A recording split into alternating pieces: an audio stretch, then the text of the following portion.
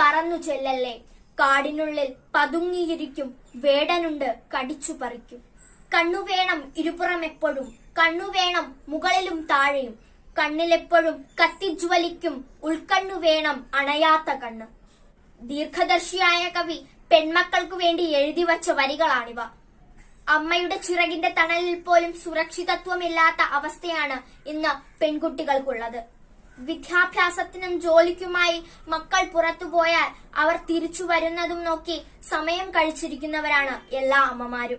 സ്വന്തം വീട്ടിൽ പോലും പെൺകുട്ടികൾ സുരക്ഷിതമല്ല എന്നതാണ് വേദനിപ്പിക്കുന്ന സത്യം. സാമൂഹ്യ ജീവിതത്തിന്റെ എല്ലാ തലത്തിലും സ്ത്രീ പുരുഷനോളം എത്തിക്കഴിഞ്ഞു എന്ന് ഘോരം പ്രസംഗിക്കുമ്പോഴും ആണിന്റെ കൈ പെണ്ണിന് തടുക്കാനാകില്ല എന്നത് അമ്മമാരുടെ മനസ്സിലെ തീയാണ്. ഉയർന്ന വിദ്യാഭ്യാസവും സമ്പത്തും ഒന്നും പെണ്ണിന്റെ മാനം കാക്കാൻ വരില്ല എന്നത് വ്യക്തമാണ്. പെണ്ണിന്റെ ജീവനും മാനവും എത്രയൊക്കെ നിയമ പരിരക്ഷയൊരുക്കിയാലും ഒരു ഫലവും ഉണ്ടാകില്ല എന്നുള്ളതിന്റെ തെളിവാണ് ഇന്നത്തെ പത്രവാർത്തകൾ. അതുകൊണ്ടുതന്നെ വിദ്യാഭ്യാസത്തോടൊപ്പം സ്വയം പരിരക്ഷയ്ക്കായുള്ള പരിശീലനവും പെൺകുട്ടികൾ നേടിയിരിക്കണം.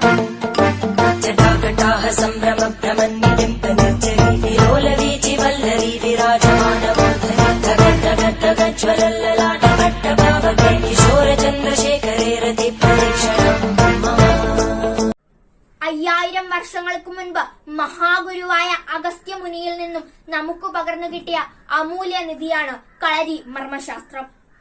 ഇതിലെ മർമ്മപ്രധാനമായ വിദ്യകൾ കോർത്തിണക്കി ഏതു സ്ത്രീക്കും പ്രയോഗിക്കാൻ കഴിയുന്ന വിധത്തിൽ ചിട്ടപ്പെടുത്തിയിരിക്കുന്ന പരിശീലന ക്രമമാണ് ശിവമർമ്മ കളരിയുടേത്.